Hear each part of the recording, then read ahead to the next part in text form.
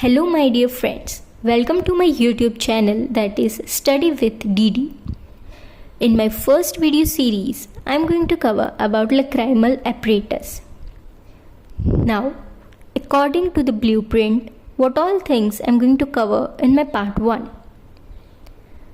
I am going to cover the applied anatomy, the tear film, the dry eye disease and the watering eye. Let's start with the applied anatomy of the lacrimal apparatus first. Now, what does the lacrimal apparatus consist of? It consists of two things, the lacrimal glands and the associated lacrimal passages. Now friends, lacrimal glands, they are of two types, the main lacrimal gland and the accessory lacrimal gland.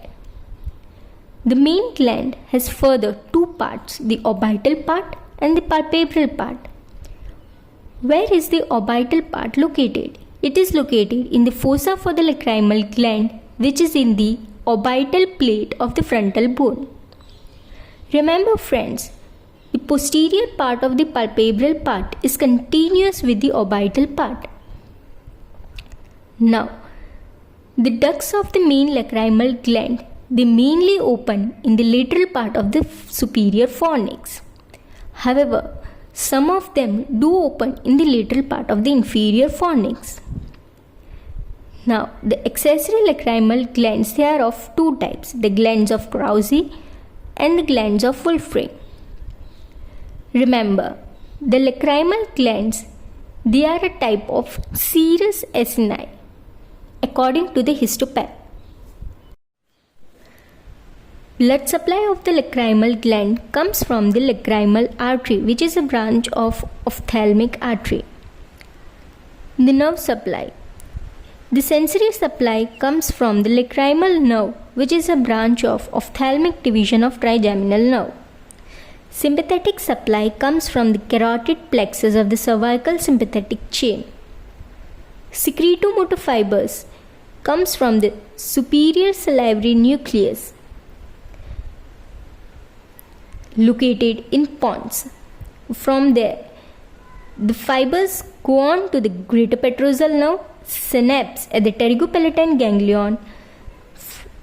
From the ganglion, the zygomatic nerve takes up the secretomotor fibers which pass over to the lacrimal nerve and at last to the lacrimal gland.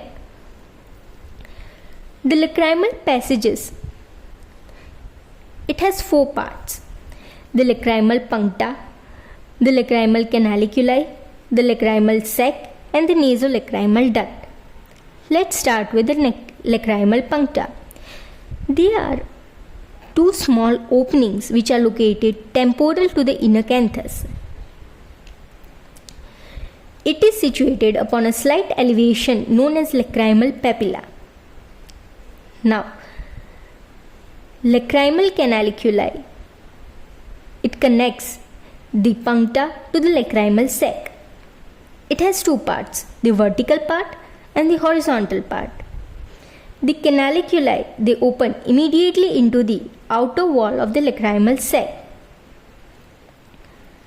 A fold of mucosa at this point forms a valve known as valve of Rosenmuller, which prevents the reflux of tears. Now, the lacrimal sac, where is it located? It is located in the lacrimal fossa, which is in the anterior part of the medial orbital wall, formed by two bones, that is lacrimal bone and the frontal process of maxilla. It has three parts, the fundus, the body and the neck. Let's move to the nasolacrimal duct. It extends from the neck of the lacrimal sac to the inferior meatus of the nose. It lies in the bony canal formed by maxilla and the inferior turbinate.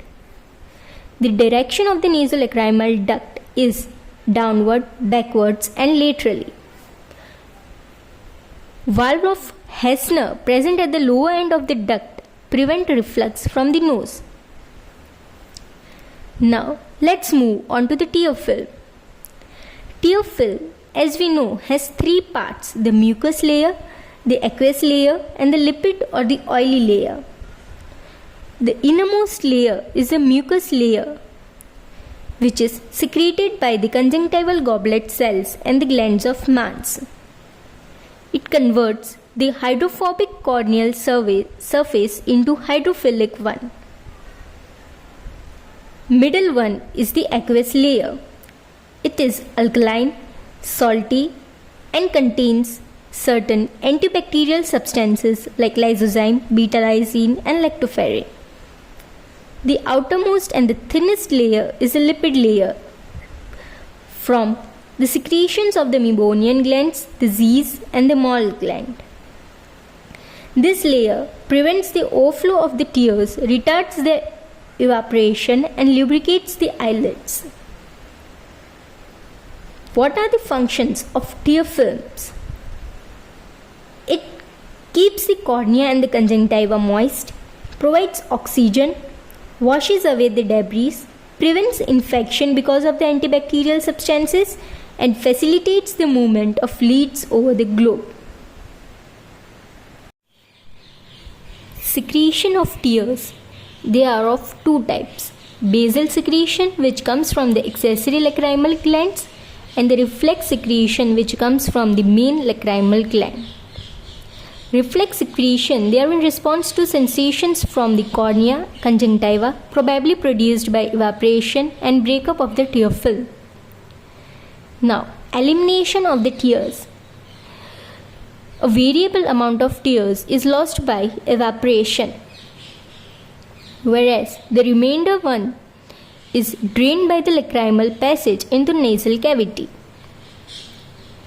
Now, how is this drainage taking place? First of all, when there is the closure of the eyelids, there is contraction of the pre-tarsal orbicularis oculi, which shortens the canaliculi, propels the tear fluid present in it towards the lacrimal sac.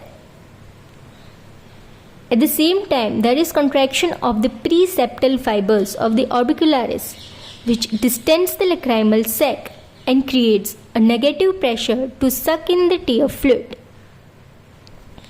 When the eyelids open, there is relaxation of the pretarsal orbicularis oculi, which allows the canaliculi to expand and drain the tear fluid.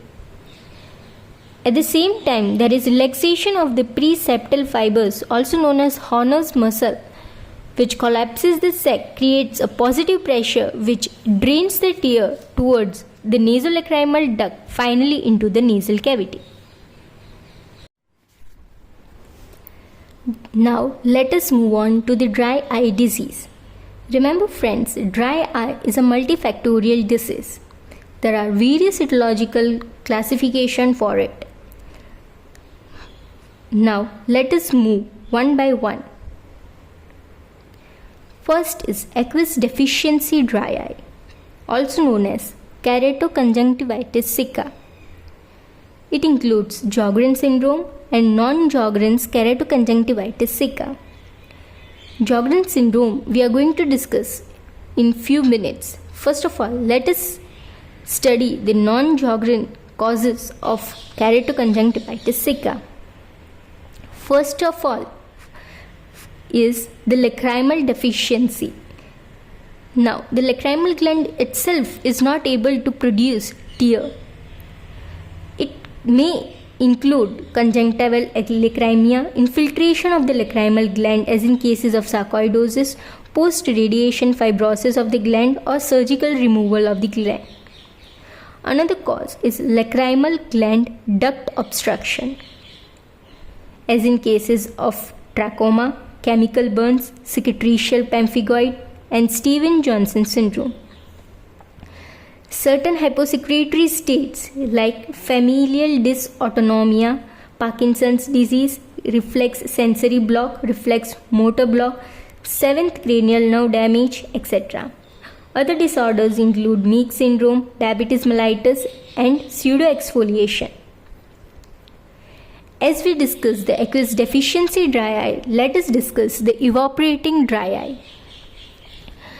As we all know, the evaporation of the tear film is prevented by the secretion of the meibomian gland. So, in diseases which have meibomian gland disorder will have an increased evaporation of the tear film.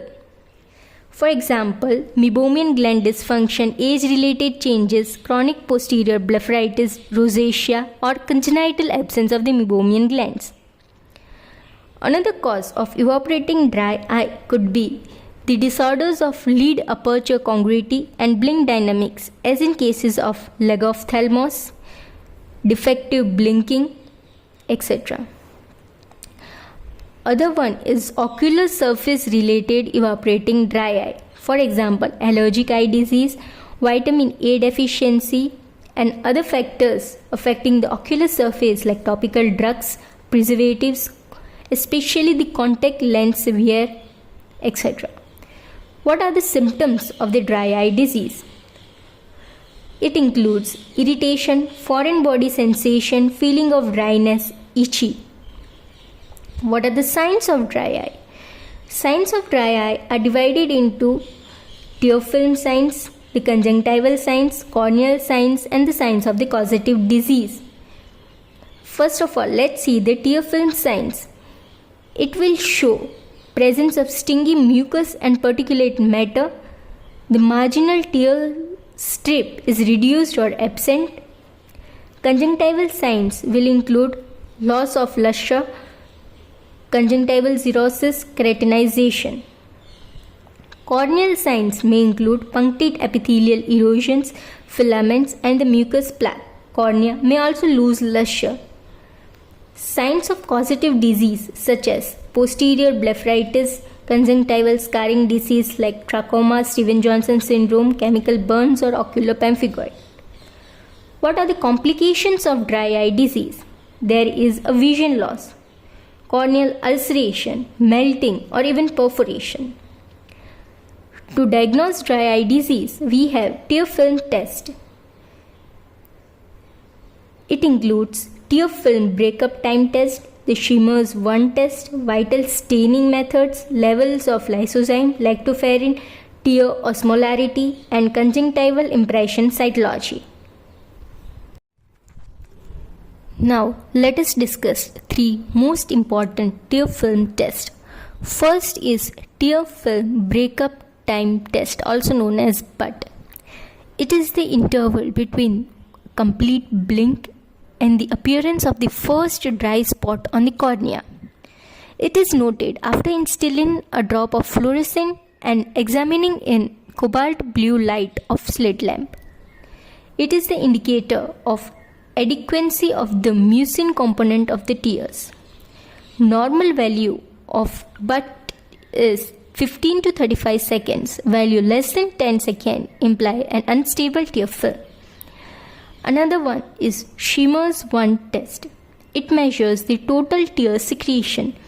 As shown in the figure, the Shimmers test uses Whatman 41 filter paper which is folded 5 mm from one end and kept in the lower fornix. The patient is asked to look up and not to blink or close the eye. After 5 minutes, the filter paper strip is assessed for its wetting. Normal values are more than 15 mm of wetting. Values less than 5 to 10 mm are suggestive of moderate to mild keratoconjunctivitis sicca, and less than 5 mm is characterized of severe keratoconjunctivitis sicca. Third test is the staining method. The stain which we use is rose Bengal staining. According to the staining pattern, we have A, B, and C type. C type is the mild, whereas A is the most severe. What is the treatment of keratoconjunctivitis sicca? First is supplementation with the tear substitutes, which may contain either cellulose derivative or polyvinyl alcohol. Certain anti-inflammatory agents may be needed as the ocular surface inflammation is associated with dry eye disease.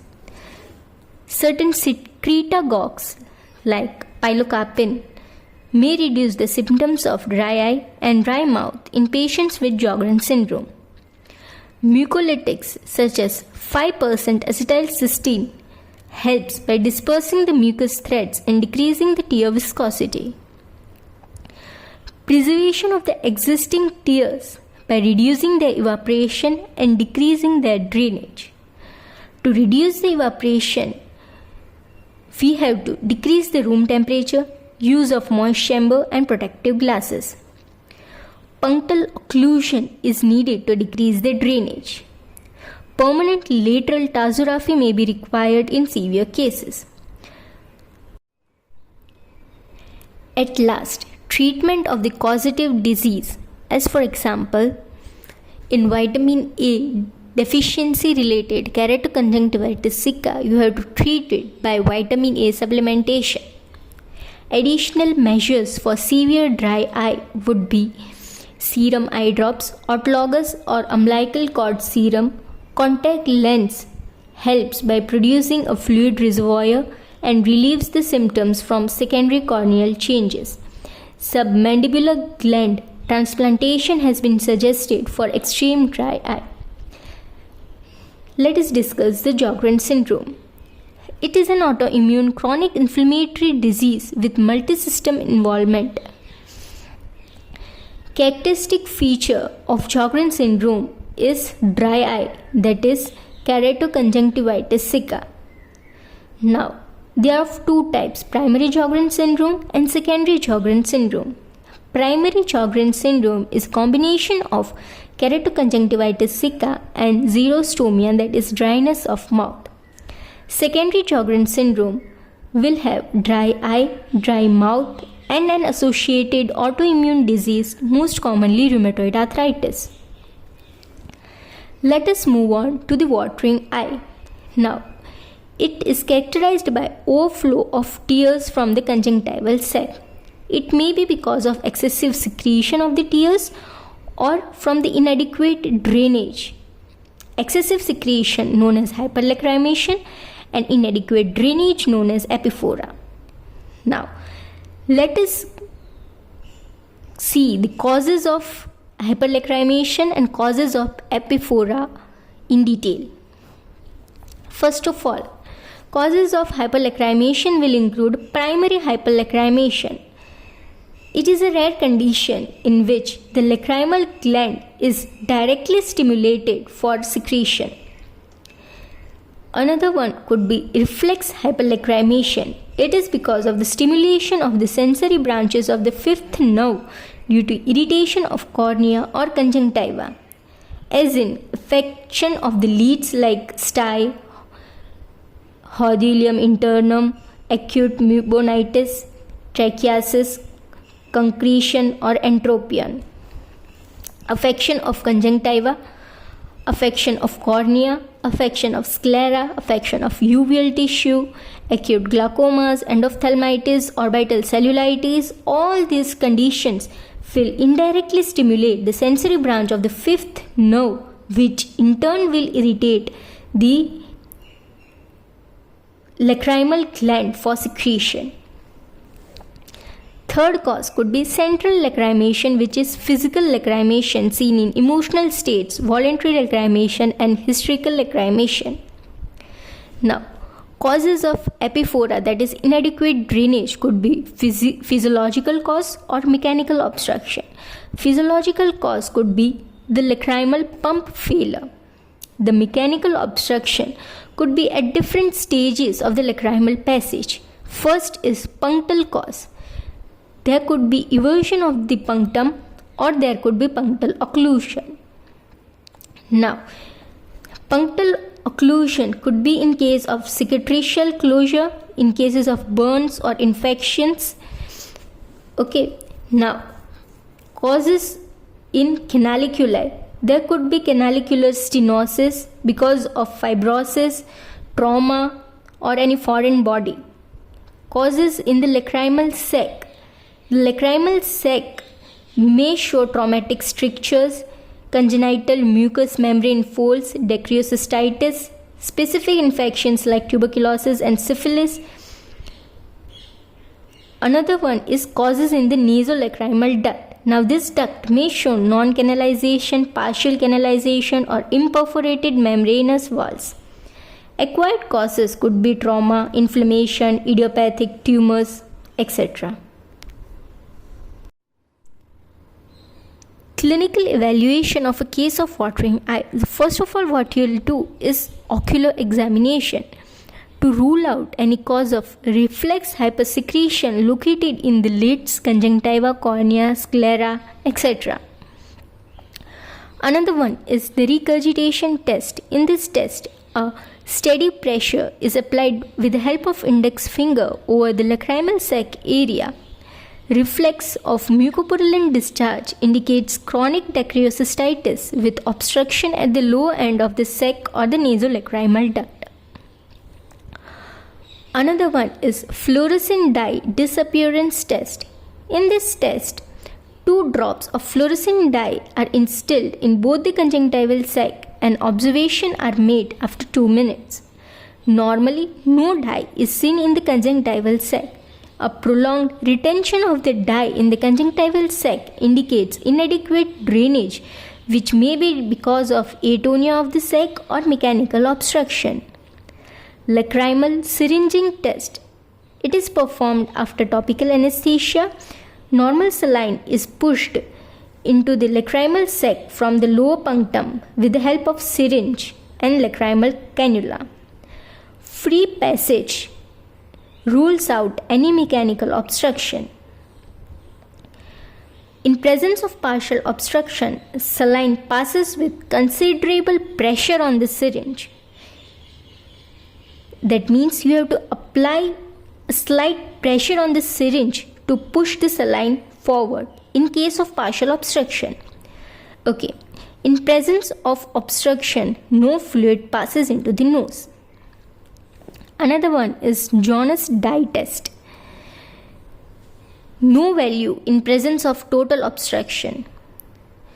Okay, Jonas dye test 1 is used to differentiate between the watering due to partial obstruction from that due to primary hypersecretion of the tears.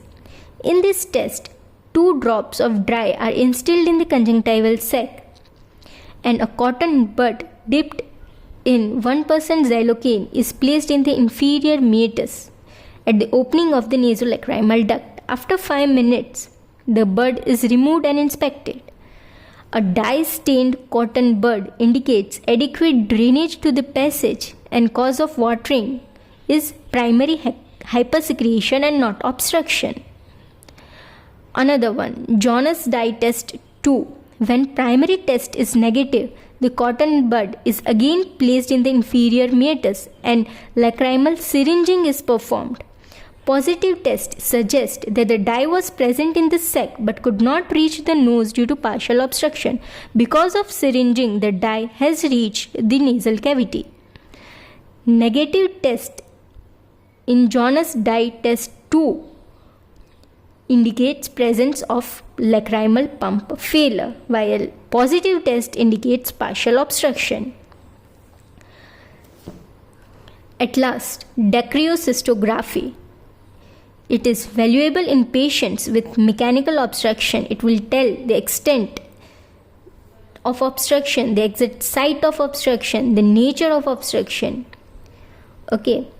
Now, it is performed with the help of a radio-opaque material, which is pushed into the sac with the help of lacrimal cannulas, and X-rays are taken after 5 minutes and 30 minutes. Modification of dacryocystography is subtraction macrodacryocystography. Last technique is radionucleotide dacryocystography. In this condition, we use a radioactive material which is instilled into the conjunctival sac and its passage to the lacrimal system is visualized with an Anger gamma camera.